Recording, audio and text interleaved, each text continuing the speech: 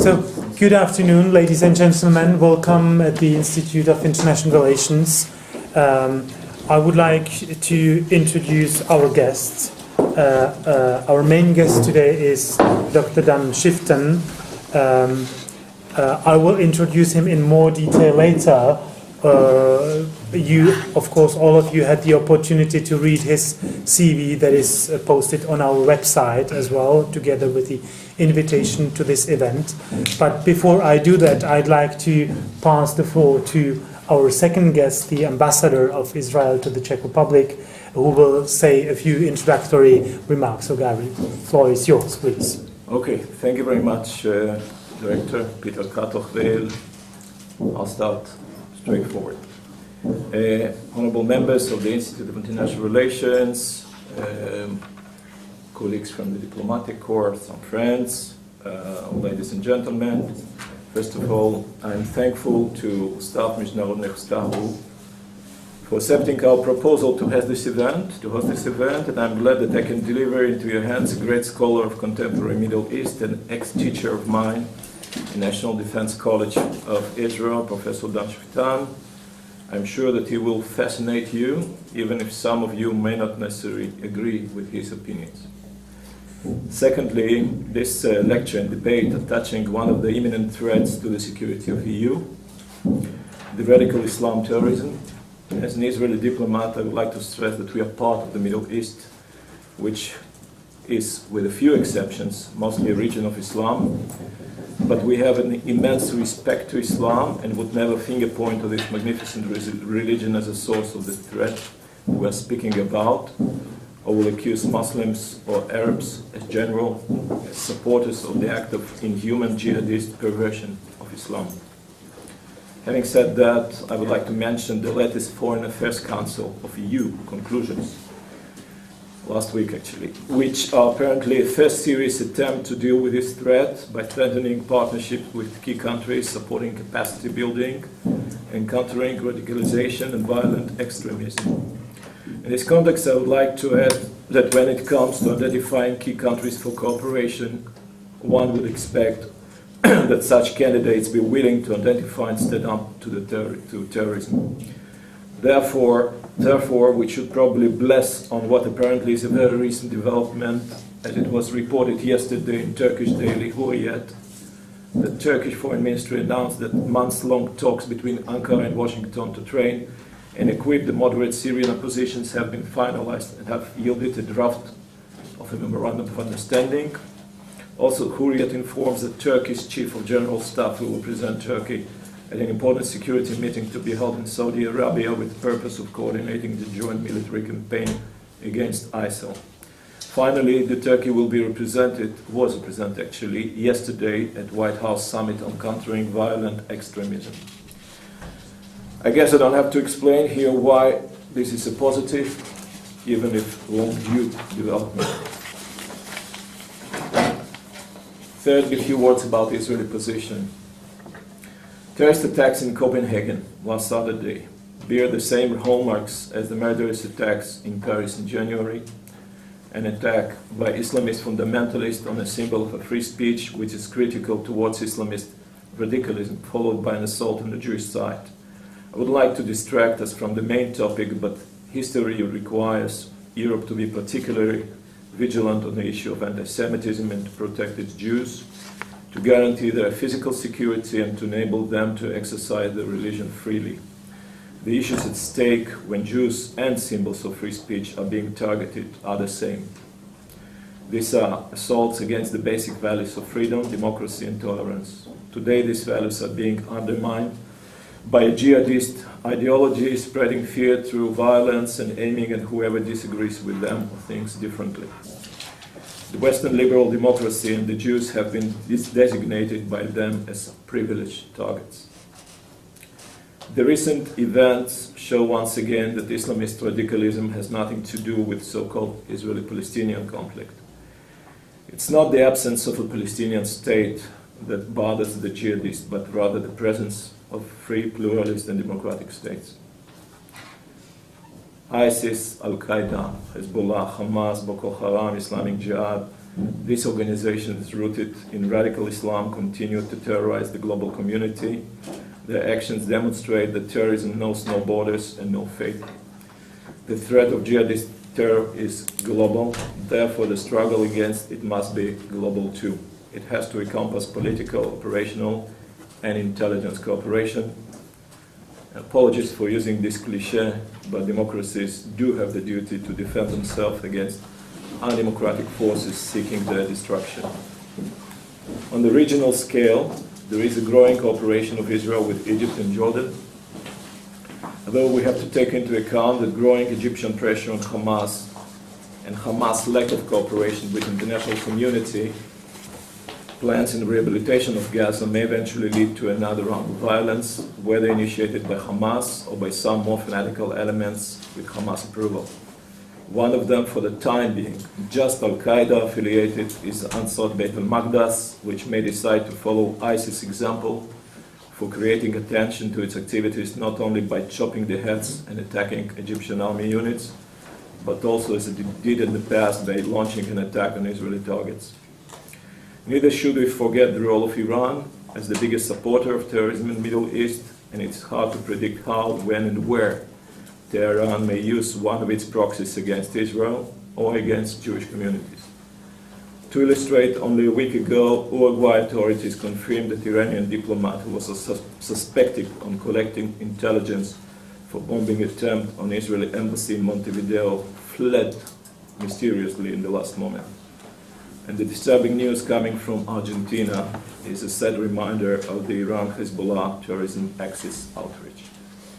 Finally, about the Czech Republic. As it was reported yesterday in the Czech press, the Chief of Staff, Petr Pavel, visited last weekend the Golan Heights to consider deployment of Czech soldiers in United Nations Investigation Observers Force, UNDOF. And I'm sure that he was thoroughly briefed about the explosive mix of different terrorist organizations present just a few hundred meters from our border in Kibbutzim, Jabhat al-Nusra, and Hezbollah, being hostile to each other, still see eye to eye when it comes to Israel. We highly appreciate the Czech willingness to deploy observers in the Golan Heights, as it was already done in the framework of the MFO force in Sinai. This being said, we wouldn't like that even a single Czech or other foreign observer will be hurt, whether in this confrontation with Islamist terrorist organizations on our borders, and even more in any future security arrangements vis-à-vis Palestinians. Israel's security is and will solely is our own hands, especially after we learned the unfortunate impact of international forces' involvement in Afghanistan, Libya, and Iraq. Thank you very much. Thank you, Mr. Ambassador, for this introduction, which I think will feed nicely into. I hope it will feed nicely into what Dan Schueftan will be talking about. Now, before I pass the floor to Dr. Schueftan, I'd like to say a few more words about him. Dr. Schueftan is the director of the National Security Studies Center at the University of Haifa, and also the director of the International Graduate Program in National Security at the same university, but also a visiting professor 2012 to 2014 at Georgetown University in Washington, D.C. It is important to stress on this ground at the premises of the institute, which is an academic institution, that he has also published a number of monographs dealing with Middle Eastern issues, ranging from the discussion of Jordan to the most recent book, which I find particularly interesting, which is titled Palestinians in Israel, the Arab Minority and the Jewish State, which is highly topical at the moment prior to the Israeli election, where this question of the Jewish state is very much discussed. So with that, I'd like to open up the lecture. The title is Europe, Israel, and the Challenge of Radical Islam. And Dan, the floor is yours. Thank you. First, I am delighted to be here in Prague, as I've already mentioned before we started here. It's my favorite city in Europe, not only because I think it's beautiful, but also because Czechs, like Israelis, are a small people. The only difference is that we are stiff-necked and obstinate, and you're nice. And it works very well for stiff-necked people to come and see nice people. It's very nice on us. It's more of a problem for you. But I'm delighted to be here. I come here at least twice a year, very often 3 or 4 times a year. And as I said, it's a privilege to speak here. Let me address the subject here and start by saying that the problem is not Islam, not because Islam is a beautiful religion of peace and so on. This is what people usually say because it's politically correct, and I'm not very good when it comes to political correctness, as you will see in a minute.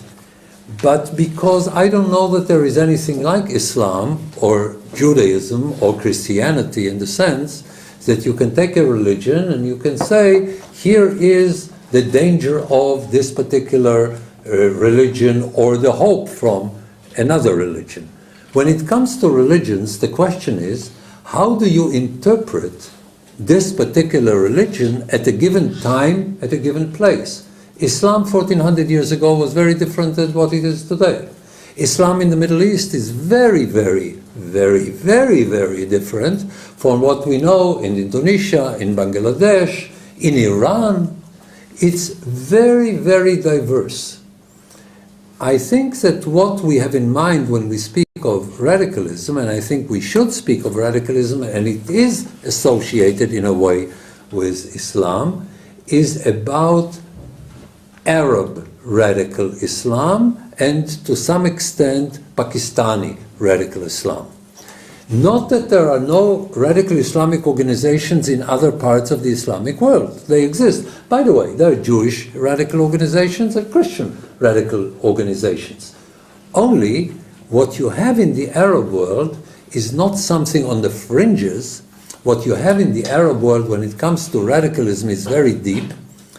And radicalism in the Arab world is not specific to Islamic radicalism. And I want to explain why Arabs, in the modern phase of their history, are so strongly attached to different radical movements, including Islamic radical movements, but it is radicalism that is more important than just the fact that at the moment it is in an Islamic way. It uses the Islamic vehicle.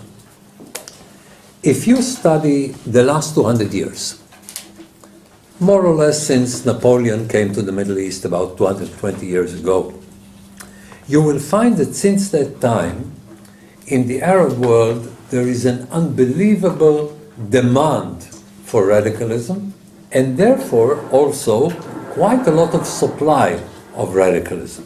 When something is very much in demand, you will find a lot of supply. For instance, if you are in demand of the Messiah, you have a very heavy supply of false messiahs. Because if everybody wants a Messiah, somebody will get up and say, hey, I'm the Messiah, follow me. So what I find interesting in the Arab world is, why is radicalism so popular in the Arab world? And just to demonstrate it, go back to the 1950s. Look at, this is more 70 years ago, 60 years ago. Look at the rise of Gamal Abdel Nasser. Here you have radical Arabs, not in the Islamic way. By the way, Gamal Abdel Nasser hanged Sayyid Qutb, namely the most important ideologist of the Muslim Brothers. So we're not speaking about the same radicalism, we're speaking about two radical movements competing, and the leader of one radical movement hanging the leader of the other radical movement. What we should look at when we see what is happening in the Arab world or in the Middle East, I'll speak of the distinction between the two in a moment, we find that there is an enormous demand for radicalism, be it national radicalism of the kind that we have seen under Gamal Abdel Nasser from the 1950s to the 1970s, or to the end of the 1960s, beginning of the 1970s, or be it the radicalism of Saddam Hussein, be it the radicalism of Hafiz Assad. These are not Muslim radicals. They're radicals, but not Muslim radicals. And the question is why, when we look at 200 years of Arab recent history, we find so many radicals. And I think this can explain a lot, both about what is happening in the Middle East and what is happening in Europe. The main problem that sophisticated members of the Arab elite are engaged in discussion, more than anything else put together, one issue is, how is it possible that we, the Arabs, who used to be great, who used to lead the world in the 7th century, but hundreds of centuries later, for a very long period of time, how is it that we, that were the symbol of success, became, in the recent era of the last 200 years, the symbol of failure? And let me tell you something about this realization in the Arab world. Because the question is not, are you, objectively speaking, a failure or a success, but do you recognize yourself for being a failure or don't you? If you look at the Middle East in the last 200 years, particularly in the last few decades, you will find that the Arabs are the most outstanding example of failure anywhere in the world. Compared to their resources, compared to their opportunities, compared to their heritage, Arabs have failed in every objective that they set to themselves. Let me put it this way. You probably know the story from Greek mythology of King Midas. Everything he touched turned into gold. Everything the Arabs have touched in the last 200 years also turned into something. Gold, it is not. Now, the understanding that this is the reality only came in the last 15 or 20 years. And once you understand that you are a failure, then the failure becomes more painful. And let me give here two illustrations that will try to explain it. When I speak on Al Jazeera in Arabic, you may know that in Al Jazeera I have more people listening to me than in any other station in the world, because about 60, 70, nobody knows exactly, but a huge portion of the Arab world is watching Al Jazeera. So when I speak on Al Jazeera in Arabic, I am a celebrity in Paris, because Arabs in Paris, as well as in, I haven't been to Baghdad recently or to Sana'a, and usually I have this problem when I want to visit an Arab capital city, I have to take with me the whole Israeli army, and that's very cumbersome. So, you know, it's not very helpful. But when I speak in Al Jazeera in Arabic, and I say, the Arabs are a failure, I don't even know who I'm speaking to. I have a camera in my face, I don't have a monitor. Somebody on the other side says, yes, you're right, we are a failure. Today it is politically incorrect to say it in European universities, in American universities, even in Israeli universities. But in the Arab world, you can say it very freely. There is a recognition. Now, I don't know how many of you watch cartoons. I very strongly recommend it, particularly Wild E. Coyote and the Roadrunner. You will notice that when you watch a cartoon, when somebody is running and he reaches an abyss, he will continue to run in the air until he looks down. And it is only when he realizes that he is in mid-air, he begins to fall. Watch it. Cartoons have very strict rules. Okay? Cartoons should be the beginning of the academic education of everybody, because there are very strict intellectual rules there. Arabs have been running in the air for 200 years. In the last 15 years, they look down. And now, they're in free fall. And here is the problem. I don't know if there is more than one sentence that I can start with the words, every Arab child. But here is this one sentence that can be so general. Every Arab child is brought up with the conviction, the self-evident conviction, the axiomatic conviction, that Arabs are destined for greatness. This is self-evident. This is given. And there are historic reasons for it, and if you're interested, we can go into it later in the Q&A period. It doesn't matter at the moment. But this is how this society builds its identity. We are great. We are destined to lead the world. Now, this is the world as it should have been. Now let's look at the world as it is, or even more important, as we know it to be. Namely, not only is it realistically so, we Arabs are aware that it is so. We are destined to be on top of everybody, and we are on the bottom of practically everything. This is a message that got home, particularly in 2001 to 2003. The United Nations, that usually does worthless things, there is one exception. In 2001 and 2, they initiated what they called at the time the Human Development Report. And the Human Development Report did something very interesting. It took prominent people from different continents, and it let people of every civilization evaluate itself, not Americans evaluating Chinese, or, I don't know, Europeans evaluating Arabs. Chinese evaluating Chinese, Arabs evaluating Arabs, Americans evaluating Western culture. You have it. And they didn't take one index or two indexes. They took a variety of indexes, realizing that every index individually can be misleading. But if you have an index of indexes, and they did quite a good work there, you can judge what they called the Human Development Scale. And when Arabs put themselves on their scale, on this scale, they came to the conclusion, along with anybody else, that they're very, very close to the bottom of the Human Development Scale. And here is this tension. It is a tension between the world as it should have been and the world as it is. And the question is, if the gap is so enormous, how can you bridge such an enormous gap? Now, you have another civilization who had an enormous gap and is now in the process of bridging it.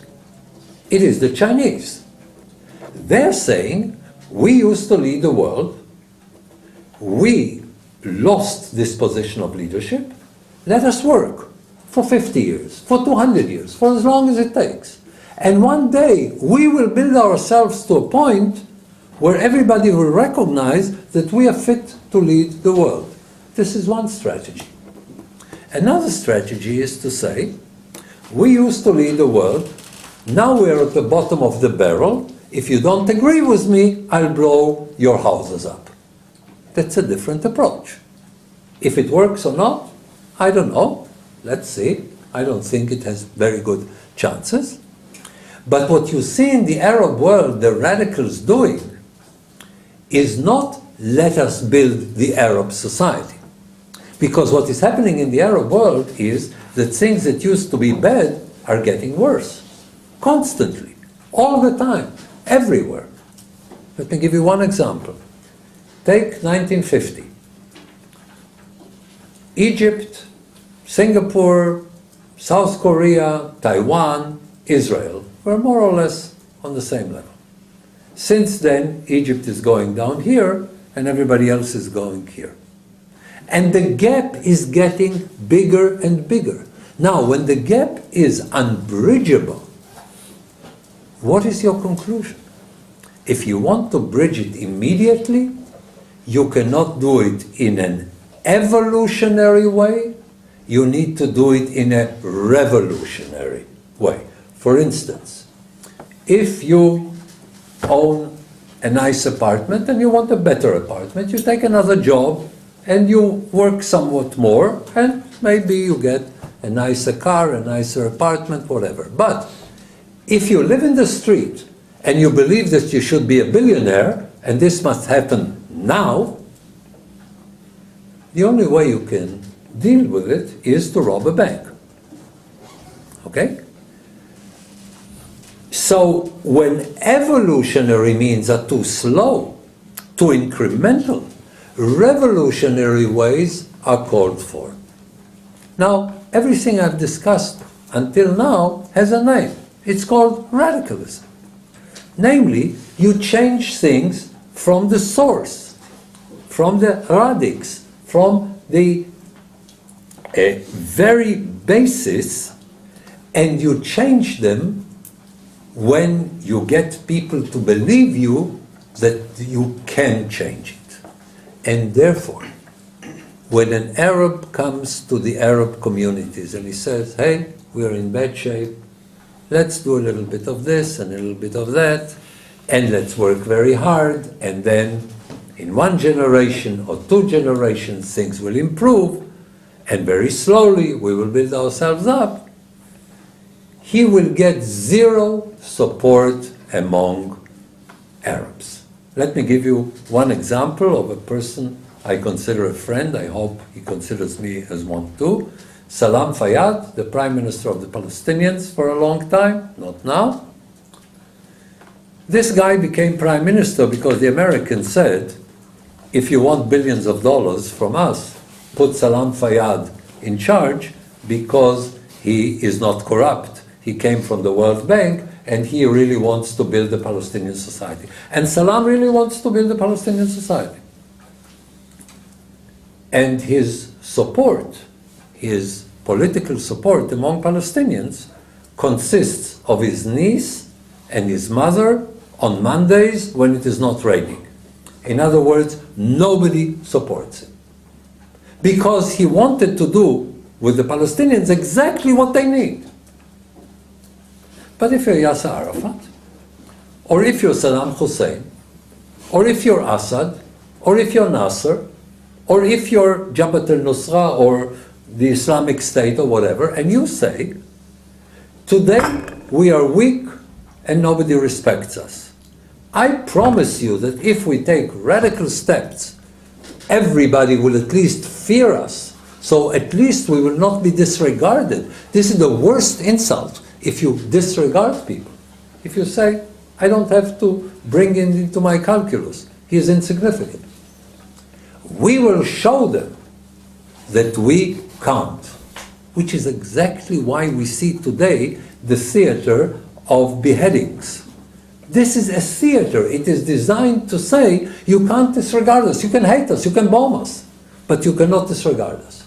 And we will show you. And why is it becoming so popular even among Arabs in Europe? Because it promises immediate solutions. Because it promises immediate satisfaction. Because it promises immediate satisfaction for the one thing that hurts more than anything else put together. And this did not start with Islam. Many different ideologies were used in order to explain it, including socialism, including fascism, including nationalism, and now religion. Now, are they more comfortable with religion than they were with, I don't know, socialism? Yes. But the phenomenon is radicalism. Islamic radicalism is only one brand of radicalism. The Middle East has a very high premium for radicalism. Now, does this mean all Arabs are radical? Of course not. Does this even mean most Arabs are radical? No. Does this mean most Arab governments are radical? No. The question is, the problem is, the issue is, what happens when the radical comes around? What kind of immune system do the non-radicals have vis-a-vis the radical? And this is where the Arab world failed. Namely, the immune system was weak.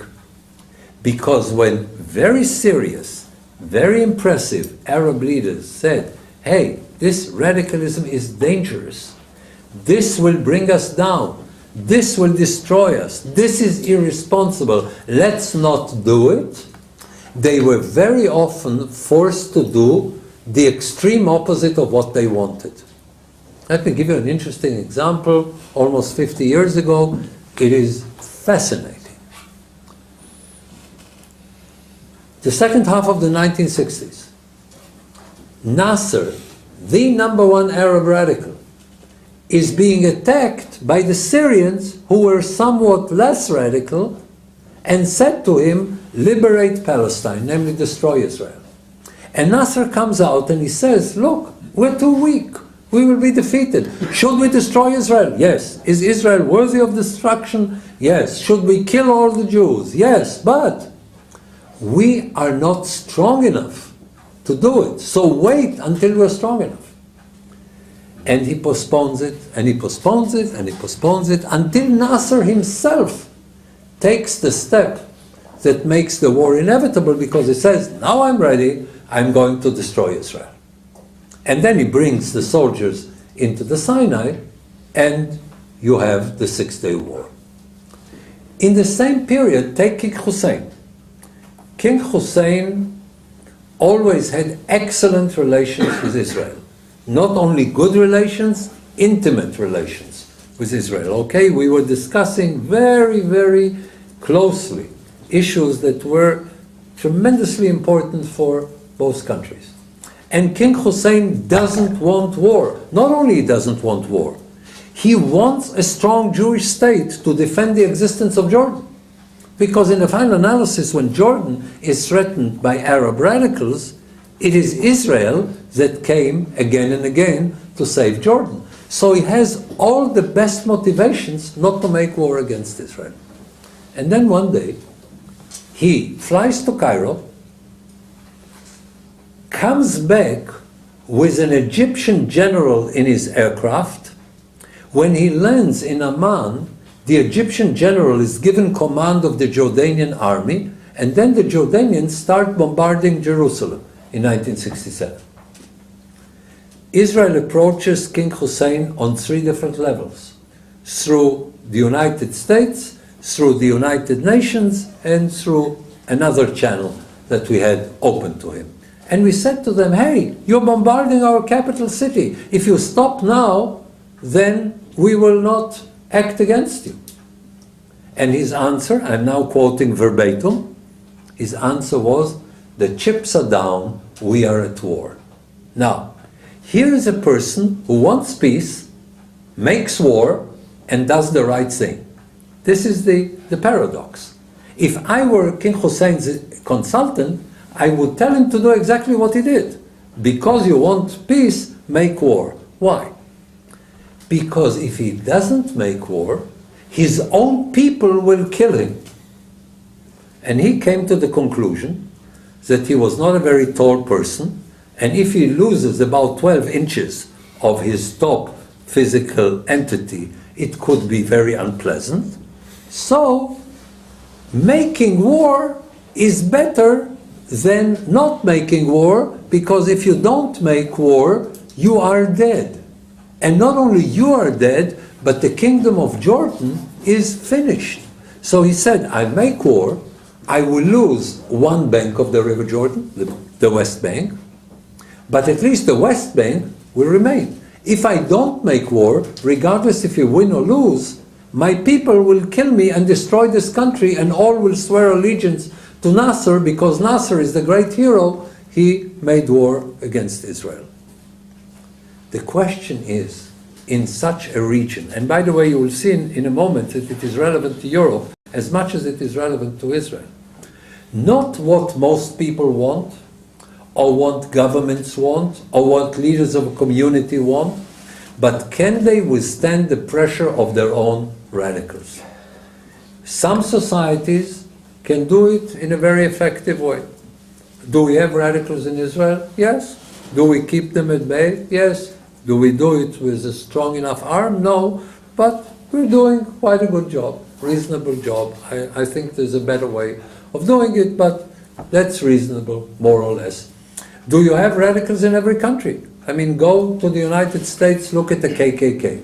Go to fascists in Britain. Go to fascists in Sweden recently, or in Austria. Okay? You have radicals everywhere. The question is the society strong enough to say to these radicals, we will not let you destroy us with your radicalism? This is the question. Now, radical Islam started growing in the Arab world when radical nationalism finally failed. Radical nationalism failed, or the recognition of its failure came when Nasser died, 1970, and you will see that in the 1970s you have the rise of the radicals in Iran and the establishment of the Iranian Muslim state, by the way, helped by an American president who was clueless about the Middle East and believed that because the Shah had a secret police that was very cruel, like every secret police in this region, it's a good thing to substitute him with Khomeini because he's a humanist and an open-minded person. We have this misinterpretation of the Middle East coming again and again, primarily from the United States and Europe.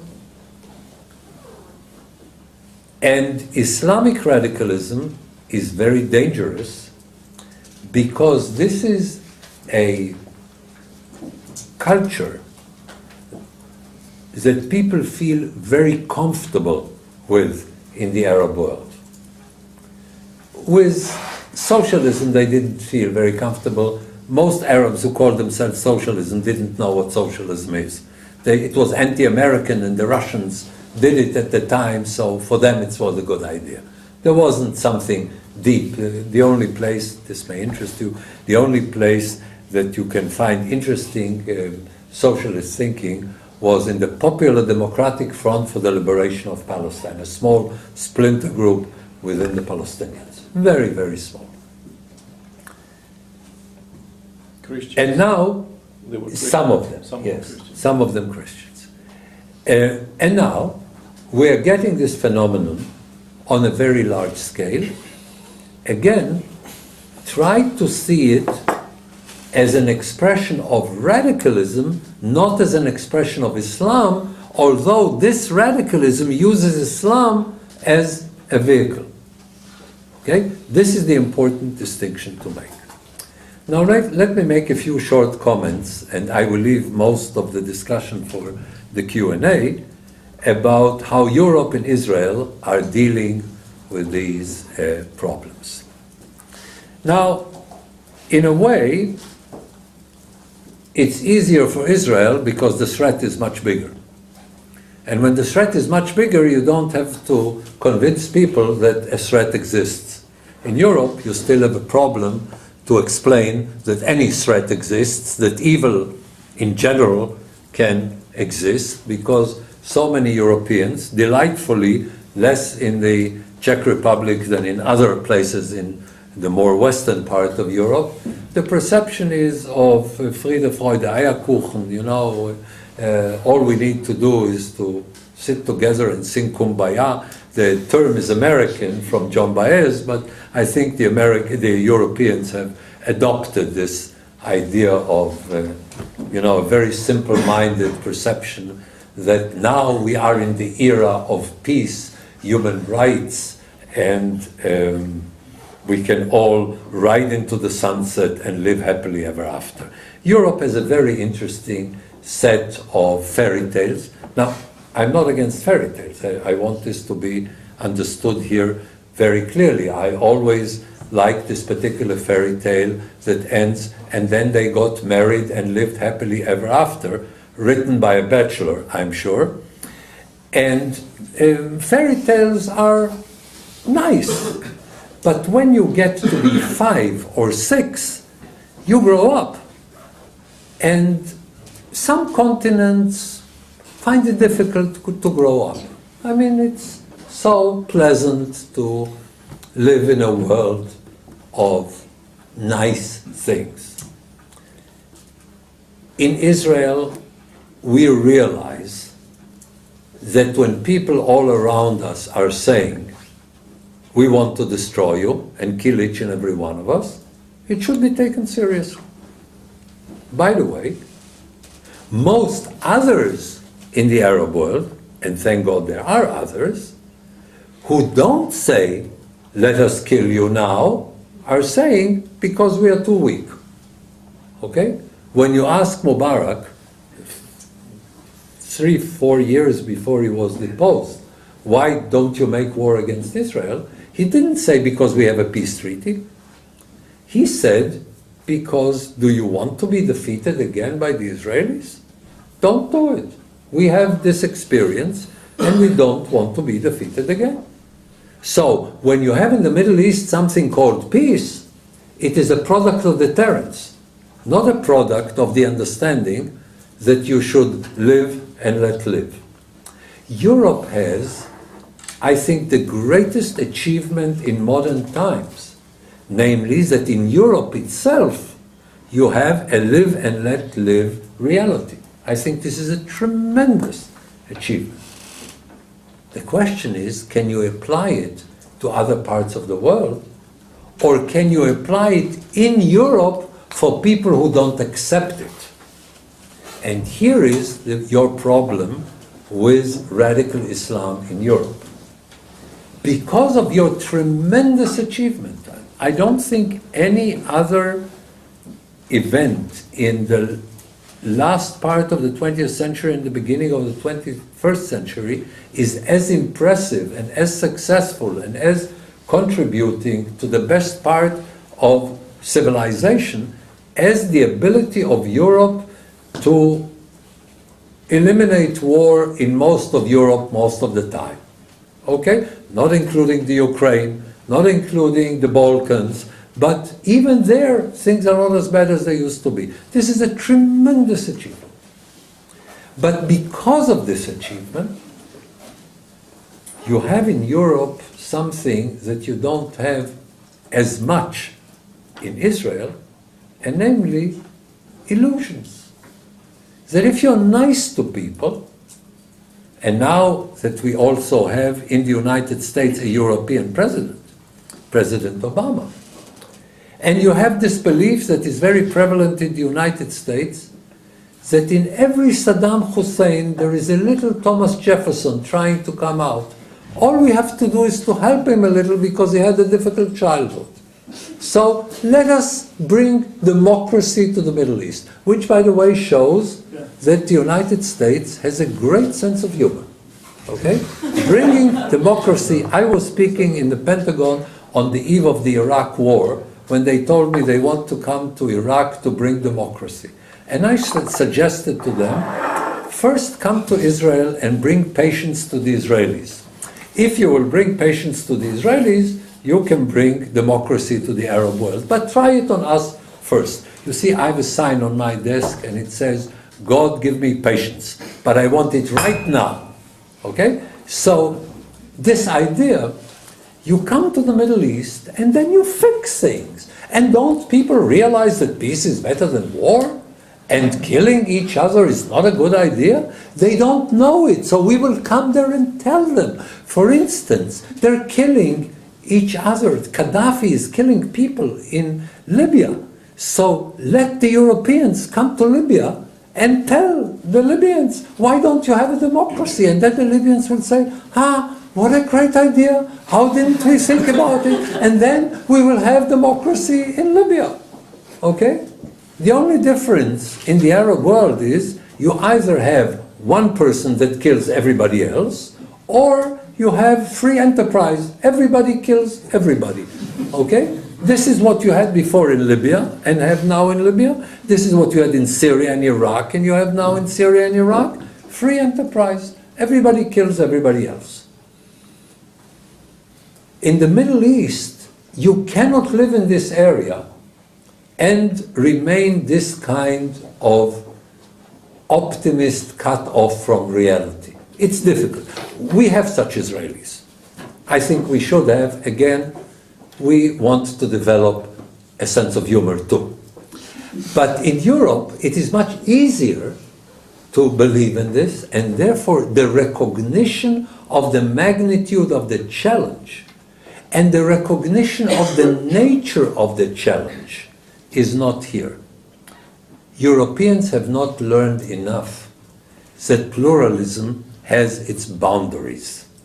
If you're pluralistic without boundaries, you're committing suicide. Let me give you an example on a personal level. If you're having dinner and one person eats meat and the other one chicken, and somebody else is a vegetarian, that's fine. But if you have another person and he says, I'm a cannibal, I would be careful. In other words, in the Middle East, when you're invited to dinner, you must ask yourself if you're on the guest list or on the menu. Okay? And when Europeans are saying, oh, let us open up everybody, multiculti, okay? Everybody will pursue its culture. So my culture is to beat women. It's my culture. It is their culture. This is the culture of the mainstream in the Arab world. Many of them treating their women like cattle. They come to Europe. The question is, if you say, go ahead, do whatever you do in your own culture, it's a cultural thing. Let me give you an interesting example. In India, you may have heard, I'm delighted to say it hardly exists today, the custom of sati, you know, burning widows alive. When somebody dies, his wife was burned alive. Napier, as the governor of India, said, I forbid it. So they came to him and they said, how can you forbid it? It is a custom. He said, you know what, you're right, it is a custom, I cannot forbid it. But the Indians have a custom of burning widows alive. We, British, have a custom of hanging people who burn widows alive. So you proceed with your custom and then we will proceed with ours. Two customs. Okay? This is my idea of multiculti. Up to a certain line, certainly, this is what a pluralistic society is all about. You do your thing, I do my thing, let and let live. But if your let live and let live means you don't let me live, thank you very much. In Israel, we don't have a problem understanding it. Most of us don't have a problem understanding it. And when you don't have a problem understanding it, when you're threatened, you employ self-defense. And then if people like what you do, fine. And if they don't like what you do, fine. So they won't like what you do. In Europe, you are less prepared for this kind of challenge because of your enormous success in settling issues among Europeans and in bringing in people from cultures who are willing to adapt themselves to the European culture and say, I left my country because my people have a bad life, I want a good life. The Europeans have a good life, so let me adopt the values that gave the Europeans a good life. Fine. That's great. And the success is enormous. And let me tell you, as an Israeli, every value Israelis are proud of, we've learned from Europe. Okay? So certainly we have tremendous respect for what is happening in Europe, but the question is, do you set the boundaries where they need to be? Also, the people who are threatening us are from without our society. We do have 1.2 million Arabs inside Israel, but they know that there are certain things, particularly engaging in violence, that will not be tolerated. And there is very little violence among Arabs in Israel who hate the very existence of Israel. Arab leaders in Israel almost unanimously say that Israel should not exist unless it becomes an Arab state.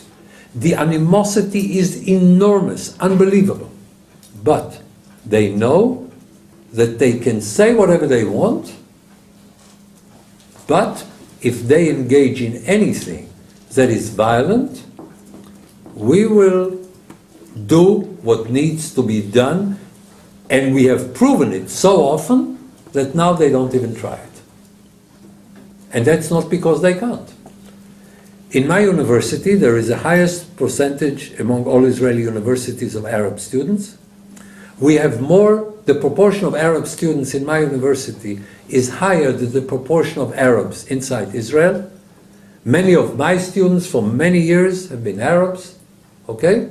And there is a fierce political debate on campus, fine. Hardly ever the slightest sign of violence. And this is not because this society is not violent. When you go back to Arab villages, you will find violence on a very, very, very, very high level. But they understand that when it comes to violence, this is where we draw the line. And when we draw the line, we will stand behind it. And if it doesn't look good on BBC, nothing from Israel looks good on BBC. So what? We can afford to disregard it.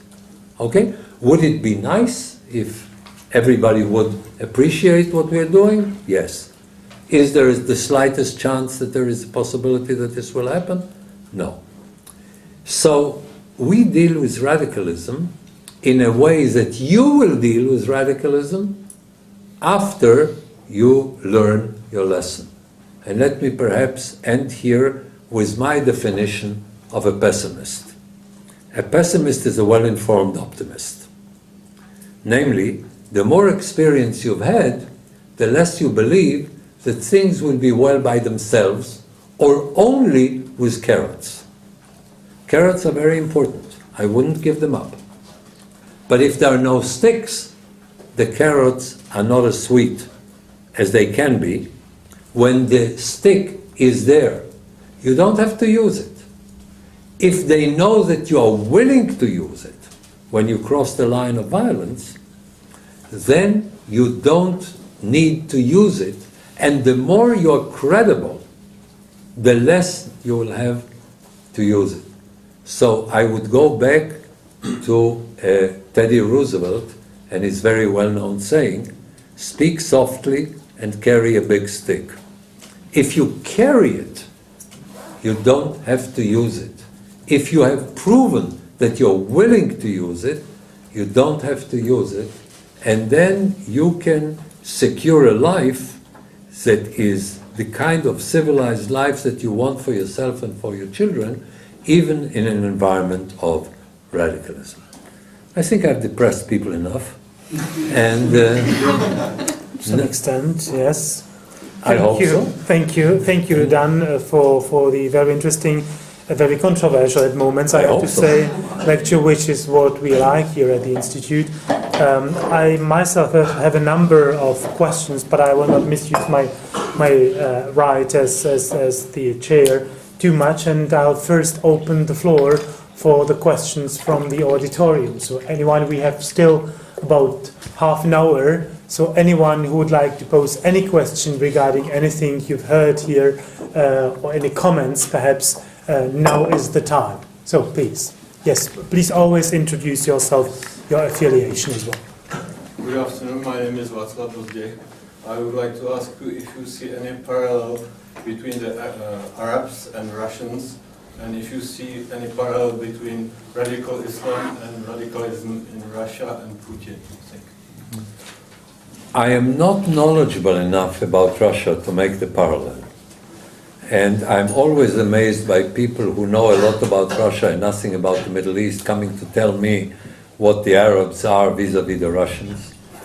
I can only say that what we see in Russia is an authoritarian regime. And it has some radical moves. But I don't think it is similar to the kind of radicalism that we see in the Middle East. But I don't know enough of it to give you an intelligent answer. But I can tell you one thing. The day the wall fell in '89, I bought an air ticket to Berlin, I took a car, and I spent weeks here in Eastern Europe. It was fascinating. I came to Prague at the time. And it was fascinating. And then when I came back, people asked me, what have you learned? I said, look, you know I'm not an expert in Europe, but let me tell you one thing that is very easy to see. The Czechs, Czechoslovakia at the time, will become a liberal democracy, Belarus will become a dictatorship, and Russia will be an authoritarian country. You don't need to be an expert. You look at the society, okay? The problem in the Middle East is that Arabs don't have healthy societies. And here is the interesting paradox. Iran has a repulsive government, but a healthy society. I have great hopes about Iran.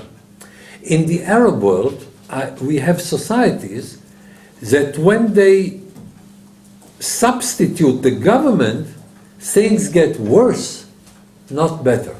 Well, maybe Tunisia. So Tunisia may be a ray of light. I hope very much. At the moment, it looks good.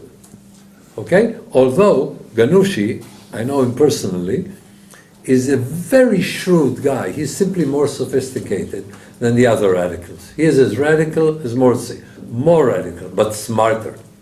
Okay? As smart as Erdogan, and therefore as dangerous as Erdogan. The problem is with people who are radicals and look good. Erdogan used to look good. Now he's beginning to show what he is. But he used to look good. Again, Russia, you know, Churchill said something beautiful about Russia. Russia is a riddle wrapped up in mystery inside an enigma. For me, at least, this is the case. Thank you. Thank you. Any other questions or comments? Yes. Well, so I'm a former student of Schueftan, now I'm at the University of Economics. And he still survived it. And I have a question about Saudi Arabia, because as long as I'm concerned, there has been a certain, I want to say alliance, but a form of tolerance established between Israel. And my question is, do you think can it change after the death of King Abdullah? I don't think anybody knows, including the new king. Saudi Arabia is an unbelievably complex structure, and you never know what kind of considerations come in. I can say one thing in terms of Saudi Arabia as an entity. The problem is I can't go into the guts of the political system of Saudi Arabia, because even the experts have some indications, but not more than that, and I'm not an expert on Saudi Arabia. But let me tell you this. Israel and Saudi Arabia have identical interests in three categories. A, they understand that Iran is a dangerous enemy. Actually, four categories. B, they understand that Erdogan is a potential enemy. C, they understand that the Muslim Brothers are a danger to the whole region on a very serious scale. And fourth, they understand that the President of the United States is clueless and cannot take one decision that is not wrong. Let me put it this way. If somebody would have commissioned a book by me, What Not to Do in the Middle East, Obama would sue me for plagiarism. Okay? I can't think of one mistake that he did not commit. I can't think of one move that he made that was not wrong. Oh yes, there is one exception, that he did not become involved in Syria. Okay? So he did the right thing for the wrong reasons. I don't care. It's fine with me. But the Saudis understand that in the Middle East, the pillar of stability, and this is what they want, for their own egotistic reasons and for a regime that is repulsive. Okay? But when you want to have some kind of stability, the three major powers are Egypt, Israel, and Saudi Arabia. they will get assistance from Morocco, Jordan, the United Arab Emirates, and others. But the axis of danger is Iran, Qatar, Syria, Assad Syria, Hezbollah, Hamas, Erdogan, and being complicit without really understanding what he's doing, also President Obama. Europe is not even counted as one of the players because it is not a player. Okay, it doesn't play a major role in the Middle East. So we have a common interest with Saudi Arabia. Does it mean that you can have a partnership? No, because we have nothing in common as societies. We are the opposite in terms of societies, and Saudi Arabia is afraid that if its association with Israel is made public, it will be very dangerous for the ruling elite in Saudi Arabia. So, can Saudi Arabia help Egypt and thereby help Israel? Yes. Okay? If the Saudis would ask me, what is the best thing we could do for Israel? Say this is what they want. It's not what they want. But say this is what they would have wanted. I said, help Egypt.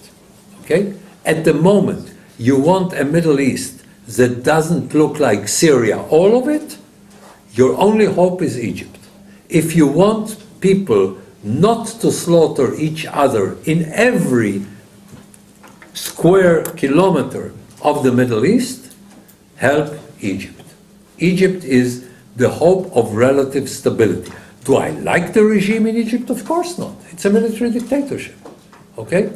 But, quoting Churchill now for the second time, when he was 85, they asked him, so Winston, how do you feel?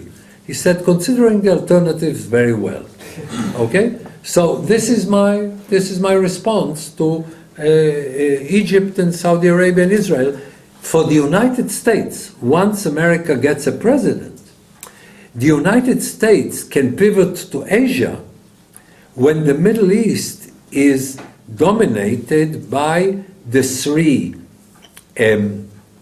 existing powers, namely for stability, Egypt, Israel, and Saudi Arabia, or hopefully one day by the four real societies in the Middle East, namely Iran, Turkey, Israel, and Egypt. In the Middle East there are four countries, okay? Iran, Turkey, Egypt, and Israel. The rest is a misunderstanding, including Saudi Arabia, But at the moment, beggars can't be choosers. Thank you. I would now ask my question before we come to the others. One of those which I found quite interesting of the points you mentioned is, that you replaced the focus on radical religion by focus on religious radicalism. So it's basically radicalism is the essence and religion is the vehicle, which is a idea, for instance, promoted very much by Gilles Kepler, a number of scholars who deal with Arabists who claim, yes, there is a continuity, socialism now replaced by religion. But then the question really that still I think is unanswered is how you define radicalism, because if I understood you correctly, you said this has to do something with revolution instead of evolution. But then let's take Saudi Arabia. Would you then consider the regime and its ideology radical? Because it is clearly a conservative regime. So are you talking about a kind of conservative revolution? That would be the first question. And the second question, which I think is related, is then moving from descriptive to analytical, because you said now these societies are permeated so much by radicalism. But previously, many centuries ago, they were not. They clearly were successful in a sense. Now, how come the change is there? So, what from just saying this is the case, which is a interesting hypothesis, which I'm not really convinced about, but still, moving to the question of causality. So, what caused it, and then, of course, from that, how we can remove it again. The second question. Let me start with the second question, because I can't answer it because of time limitations. It is so important and so interesting that the only thing is I can direct you to a very good booklet by Bernard Lewis called What Went Wrong. In other words, he takes exactly your question, which is tremendously important, and asks what went wrong. One of the answers, I would read the book anyway, but one of the answers is that once the gates of ijtihad, namely the ability to rethink about issues and try to adjust them to changing challenges, once the gates of ijtihad were closed, it became a rigid, and by the way, we have it among Jews as well. I mean, look at the ultra-Orthodox. They can live only as parasites at the expense of somebody else, because somebody must defend them and somebody must finance them, because they're incapable of building anything that is of any value. They just stick very rigidly to a way of life that they believe represents at best the original thinking of some sacred idea. So there's so many answers to it, but I don't want to do injustice to this. Ask Mark, it takes me a semester, okay, to discuss it. But again, asking the right question is sometimes more important than immediately getting the answer. And this is certainly the right question. Concerning Saudi Arabia and radicalism or not radicalism, you see, I spent so many years in academia that I came to disrespect it. And we academics are obsessed with definitions. First, define it, and then I know one when I see one, okay? Now, Saudi Arabia is at the same time conservative and radical. It is conservative in the sense that it wants to conserve a certain social order that, by the way, is dysfunctional and can only work in Saudi Arabia because they have oil. I mean, if these people didn't have oil, they would all die of starvation, okay? They would look like Yemen does today. And what you get in Yemen is people who have nothing to eat, but they have an average of 3 AK-47s per person. Now, I understand 2 AK-47s, you know, one is for weekends and one is for other days. But why would you want a third one, okay? Because they're obsessed with a bravado. We have a gun, so we are a man, and if we are a man, our existence is of value. Okay, I'm sorry, this is not a different civilization, this is an inferior civilization. And one of our problems is to accept everything is just different. You know, a cannibal is different than a person who will, a vegetarian. And you know, also definitions, because vegetarianism reminded me of it. If a vegetarian is a person that eats vegetables, what does a humanitarian eat? Okay, it's a very serious etymological question. So I am not embarrassed by the fact that there are contradictions, because I'm trying to be, okay, an academic, I have to make a living, but also I'm trying to be an intelligent person. And again, ask Marek, I suggest to all my students that they listen to lectures like this. Namely, when education comes in one ear, common sense doesn't leave from the other. So I'm saying human existence is not, has a very strong element of dissonance. And here is a dissonance, you're right. They are conservative in terms of the way of life and the social order, and they are revolutionary in terms of teaching in their madrasas people who become the worst radicals. Because people take whatever is taught for them seriously. You know, one of the things I'm trying to tell young people is, whatever you're being told, don't take it too seriously. Take it with a grain of salt. Because if you want to bring it to the extreme or ad absurdum, then you get what you have in Saudi Arabia. A society that says, let us educate our children in madrasas on the Wahhabi school of Islam. And then they say, you're not religious enough. And then you say, anybody who is not my religion is my enemy. And then you say, anybody who is not my exact part of the religion, I will kill. And this is exactly what is happening to the radicals inside the Arab world. One last comment here. We are so concerned about what radicals do to Western people that we forget that the worst thing is what they do to each other. They butcher each other on a scale that is unbelievable. I mean, look at what not only Sunnis and Shiites are doing, what these Sunnis are doing to these Shiites, what these Arabs are doing to other Arabs, what these Sunnis are doing to other Sunnis. And this happens when you take an idea to its extreme and you say, I need to be pure. I'm afraid of Puritans. Puritans in every religion. And I know it very well in Judaism and, because I live it, in Islam because I studied it, and in Christianity because I heard about it, but I know much less about it. You can take ideas, for instance, of personal freedom to the extreme of joining the KKK and saying very soon black helicopters of the United Nations will come and occupy America.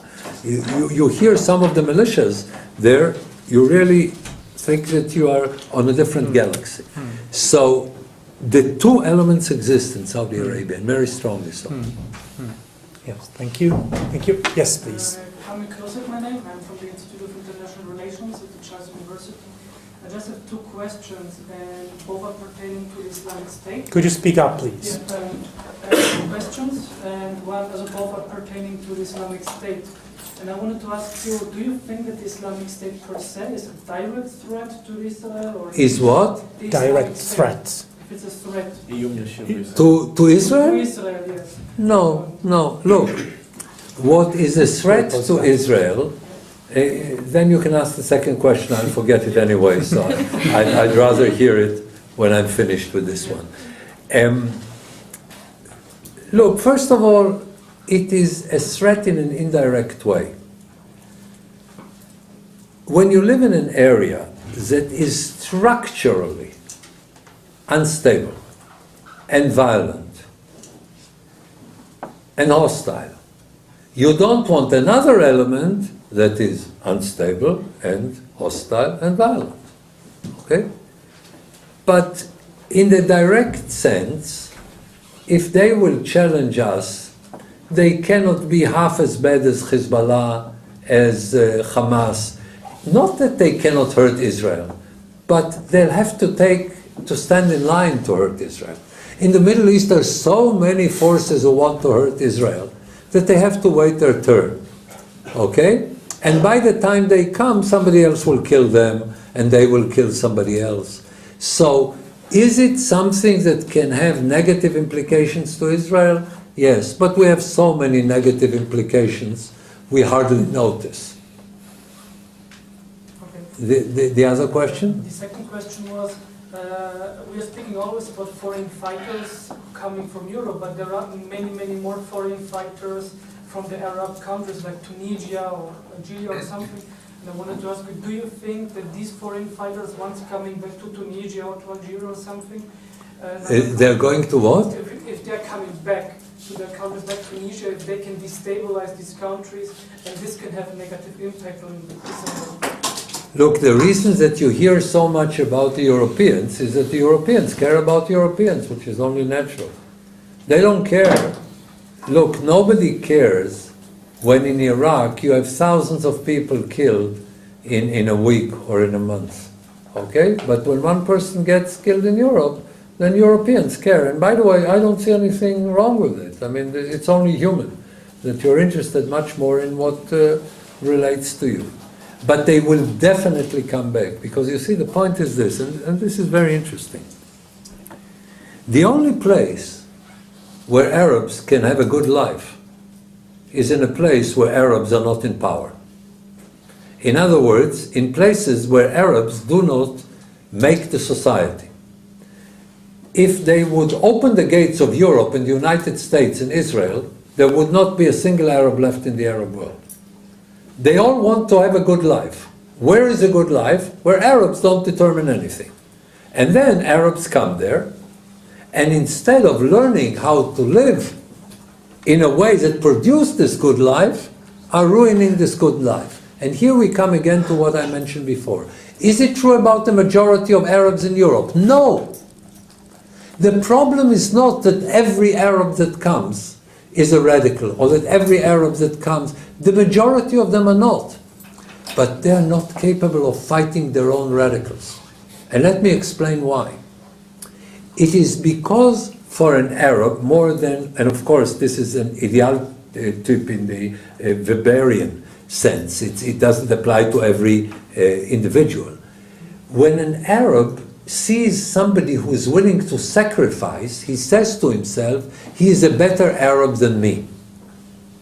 And therefore, you will find when the majority of any society, except Pakistanis and Arabs, maybe there are other exceptions, I don't know, but certainly with the exception of Pakistanis and Arabs, other societies, when the overwhelming majority is against terrorism, somebody will call the police and say, hey, there is a terrorist, come here because he's a danger to my community. An Arab will say, this person is willing to sacrifice, he's a better Arab than myself. How dare I, make Now, there is also the element that the person informing the police may be killed. This is true. But in most cases, it is social pressure, much more than the threat of violence, that produces it. So, they will come here because here people will notice them. Here is something that is very difficult to explain, and we don't have enough time, but I'll mention it because it's very important. Very often, you see, I spend a very large portion of my life reading Arab political literature and speaking to Arabs. And in the last 15, 20 years, I hear more than ever before statements like, I know I cannot give my children a better life, so at least I'll ruin the life of yours. Okay? It is very much about the ability to hurt others. And when you hurt others, you're a hero. And no matter what a brutal, barbarian beast you are, you will be a hero to your society. The entire Palestinian society, with almost no exceptions, considers every terrorist, just because he's a terrorist, as a hero. His family gets a better status in their own environment. The person is immortalized. So why shouldn't a person who has done nothing with his life become a hero? He will become a hero by killing you. This is one of his, by the way, he will also go to heaven and meet 72 virgins. Okay? I don't know how he can handle the challenge when some of the parts he would need there, I have seen, left here. But okay, as long as you believe that this is what will happen to you, I suggested dealing with it by, instead of having 72 virgins, you give him one 72-year-old virgin. I think this would have stopped the phenomenon. But unfortunately, they did not accept my view. And again, the question is not, is it a religion? I know so many Muslims who don't believe in it, who ridicule it, who look at it as what it is. It could be a symbol for something, but they realize, that this is uncivilized to have this perception. Just because you kill somebody who's not a Muslim, you will immediately be... But the point is that the radicals take over because radicalism is so popular that they mobilize it against responsible people, very often the majority of responsible people. Yes, thank you. One last round of questions. So let's collect all of them. I'll remind you if you forget. Thank you. So don't worry. One there and one there. Yes, please. Good afternoon. At first, I would like to thank you for an interesting lecture, and sharing your honest view of the point. It's called rude, but okay. Thank you. You were talking about boundaries, and I would like to ask, how should we, which milestone we should choose, like to identify our boundaries, and because people living in Europe are not we and they already. Muslim people live there for a generation. And what should be the transparent strategy? How we should like set up the boundaries together? And do you think it is possible to set up like one boundaries for the whole European Union, or each country?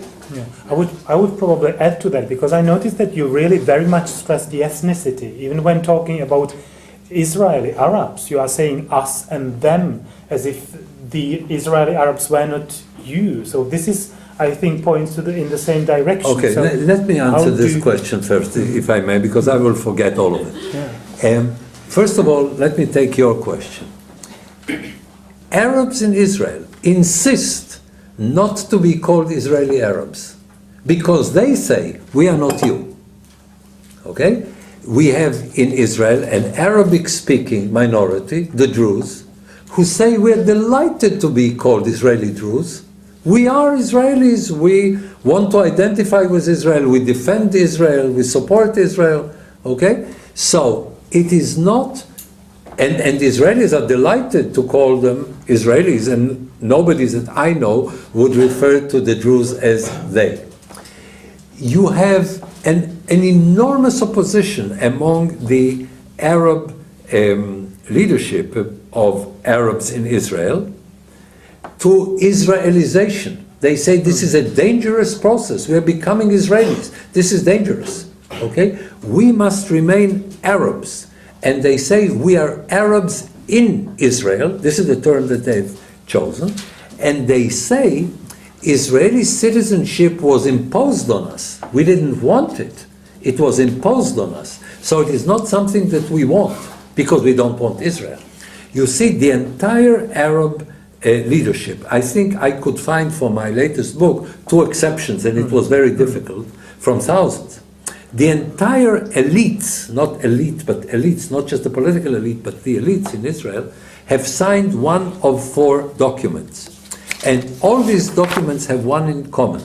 They say Israel should not have come into existence. Not only was it born in sin, it exists in sin. It will become legitimate only when it will become Arab. Okay? So this distinction, and by the way, this has nothing whatsoever to do with ethnicity. It is national identity. Okay? Because the definition of the we for the Arabs is national. It is not ethnic. Okay? Now, but if I may just add, so but you accept their position because you are reproducing it in your discourse. Look, I will call people what they call themselves. Okay? I cannot define the identity of somebody else. It's his business. If he defines his identity as not belonging to me, I will not say, please belong to me, or you have to belong to me. I'm not French. Okay? In France, you may know, they officially have no minorities. Okay? They say, if you're a French citizen, you're French, period. Okay? Go to Saint-Denis, speak to Arabs there and ask them. They will explain to you. Identity is something that people define, and by the way, definitions can change. Okay? Now, your question I find particularly interesting because this is the essence of what an open society is all about. Namely, not coming one day, setting a border and saying, that's the border. This is something that needs to be discussed every day, modified every day, adjusted every day. If we were sitting here 100 years ago discussing the rights of women, okay, you would say to me, why don't you let me vote? I'm so nice. And 100 years ago, it would sound great. And today it sounds ridiculous. I'm delighted that it sounds ridiculous. I'm a sexist, but that's a different story. Okay? But this is exactly what living in an open society is all about. Constantly discussing between the security of a society and the individual freedoms. What can you do before Assange and after? Assange is called, right? What's his name? The guy who took... WikiLeaks. No, not WikiLeaks. The person from the CIA who took the... Snowden. Snowden, I'm sorry. Before Snowden or after Snowden? We are rediscussing it. Before Weimar Republic and after the Weimar Republic. We're rediscussing the question of what is a self-defending democracy.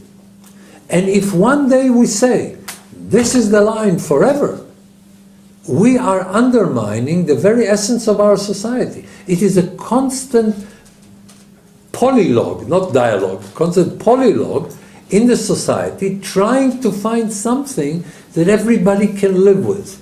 Now, do you need certain things that are universal? Yes. For instance, you can't treat your women like cattle. And I don't care where you come from. Okay? I will impose on you because you're being uncivilized. You're inferior. I don't care what your religion says. You want to live like Muhammad? Go to the Arabian Peninsula, hide under a camel. Don't come here. Okay? But this is one of the few things that you should be completely unflexible about. Okay? But there are many other things that you can be flexible about. You don't want to eat this food and another food. You don't. That's your business. You want to have kosher. I'm a Jew. I don't eat kosher. It doesn't taste well. I don't like eating kosher. Okay? Do I respect Jews who eat kosher? Yes. When they come to my place, will I give them plates made of paper so that they will not touch the thing, the net and the pig and whatever, and they can't? Fine. Okay, I don't mind. That's fine. It's their privilege to eat whatever they want. It's my privilege to eat whatever I want. So there are certain things that are obvious on one extreme, and there are very, very few things that are obvious on the other extreme. So the only universal things, I would say, are the very basic tenets of human rights. Europe today cannot accept that women will be treated in a way, the way they're treated in the Arab world. Okay? Yeah, but, sorry, thank you, but it is like big deal, yes, it's obvious for us that we don't want to... But it's happening. It's happening. It is allowed here. It is allowed in Europe. And I think it is a mistake. Let me perhaps tell you a story, if I may, because all academics... a few years ago, I met with the foreign minister of the Vatican. And the first thing I did, I told him a joke about Jesus Christ. And the Israeli ambassador who came with me slid under the table so that he completely disappeared. And it's only when the foreign minister was delighted with the joke and then called me in Israel to say that he told it to all the cardinals, so including the present Pope, that we get relaxed. And then I said to him, look, I always wanted to start a sentence with the words, the Pope and I. And I came to you to get your official seal of approval that I can start a specific sentence with the words, the Pope and I. And here is the sentence. The Pope and I are outraged that the European Union has taken out of its constitution the passage saying that Europe is a product of Christian heritage. Everything that Europe contributed to each and every one of us was a product of Christian heritage. Okay? So you don't have to say Europe is a Christian entity. Okay? But you can say, and you should say, and you must say, and you should be proud to say, Europe is a product of the Christian heritage. If people are ashamed of their own heritage, they're committing cultural suicide. And I don't want Europe to commit cultural suicide. It's enough that it is committing demographic suicide. This is bad enough. Okay? I don't want cultural suicide in addition to it. Before the next question, let me just introduce a commercial, if I may. I have recently written an article about the national security challenges of Israel that will be published in March. And anybody who's interested in it, but it's 10,000 words. Anybody who's interested in it, give me your email at the end of this meeting, and I'll be delighted to send you the article. Now let's, after the commercials, we can go back to the program as advertised. One last question, because we have another meeting in a couple of minutes, so please. Thank you for the last question. I'm from the Hotel Savoy Metropolitan University. I would like to ask you which particular states from these rich oil countries supported this radical community, and why From which countries? from these rich oil countries. Ah. Yeah. And why these rich oil countries rather do not support, for instance, Afghanistan? That's my question. The oil-rich countries are basically trying to protect the existence of the very small minority that rules them. In many of the countries in the Persian Gulf, you have a small minority of citizens with a very large majority of foreign workers, or, as in Bahrain, for instance, a Sunni leadership with a Shiite majority. So they will subsidize anything that they believe will defend them from being taken over by people who can stop the very good life that they have. So basically they're paying protection money. You know, politics is very, very similar to organized crime. Okay, particularly in areas like the Middle East, where you either kill your enemies or you bribe them. And they bribe the people who put them more in danger than anybody else, and very often they will bribe their enemies from one end and from the other end at the same time, because they have enough money to bribe everybody. They also bribe their citizens. When there is a problem, they give them more money, and for a while they have put oil on troubled water, and for a while they continue to exist. Also, their support of countries, A, is a product of the same concern, and B, changes with time, because the question of who is in power in these countries is very important. And power changes in the Middle East in a very radical way. I mean, look at the way in Iran, from the Shah to Khomeini. Look in Egypt, from the army to the Muslim Brothers and back to the army. So they will pay those who at a given moment will save their regime. They are obsessed, for good reason from their point of view, with the question of keeping themselves and their princes and their system in power, because they know that a lot of the political mechanisms in the region undermine them. Okay. Thank you. Unfortunately, we have to stop here. So I would like to thank you for the very lively debate, including the commercials. Please join me in thanking